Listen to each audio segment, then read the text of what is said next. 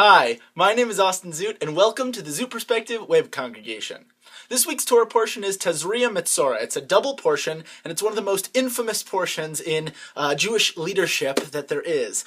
It's not a particularly fun portion, and if you were getting your bar mitzvah assignment and you got this one, you'd maybe ask for a redeal, because this week's Torah portion is filled with all sorts of stuff we might not want to talk about.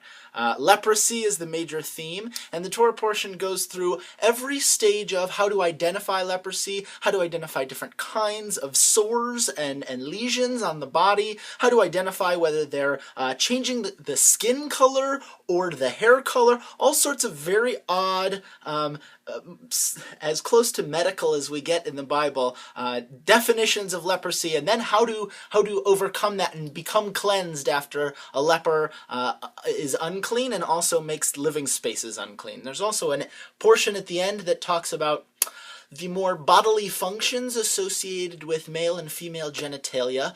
I'm going to very intentionally skip that stuff for now. Zoot Perspective Web Congregation generally tries to avoid many conversations of genitalia, so we're gonna stay with some of the leprosy conversation, if that's okay with everybody.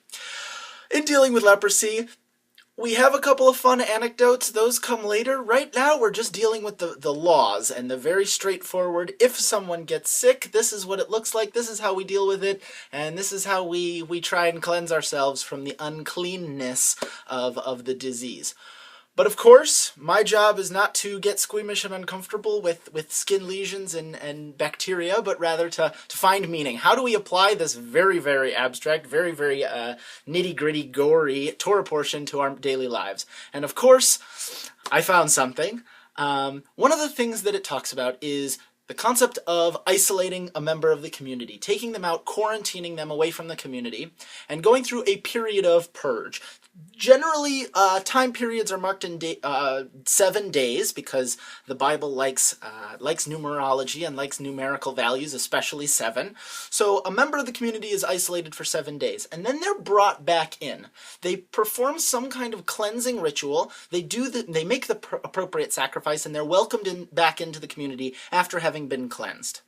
We talked earlier in the month about how, in terms of a sacrifice having to do with a sin offering, people are told that this is what you're expected to do, but if you can't give this much, give a little bit less. Give what you can. And the same applies for this condition. We see that returning, where someone who has leprosy is asked to make a sacrifice of a certain value, and if they can't make that sacrifice, if that is beyond their means, they are asked to give something slightly less, to give what they can to make this sacrifice so they can cleanse themselves and be welcomed back into the community. These two ingredients come together in a very meaningful and important way, especially in our day and age today. We have reasons why people need to be taken out of our communities all the time.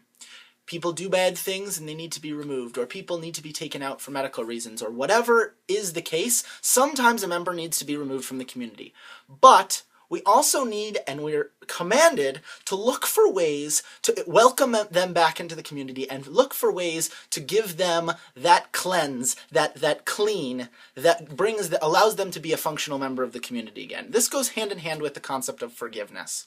People do things all the time that require forgiveness. And what we learn from this week's Torah portion is that not only do we need to give that forgiveness, but we need to actively and enthusiastically find ways to go out and forgive someone, to go out and allow them to make themselves clean. And then, upon being cleansed, they are to be welcomed in fully and honestly and openly back into our communities. As long as both parties are engaging in that correctly, the person who is unclean is doing what they can to be welcomed back into the community, and the community is actively and enthusiastically welcoming them back, we can have the kind of society we're looking for. We can create the kind of communities that continue to function and continue to move forward despite the crazinesses of the world, whether it be from sins or from sickness or whatever might cause us to create fractions in our communities.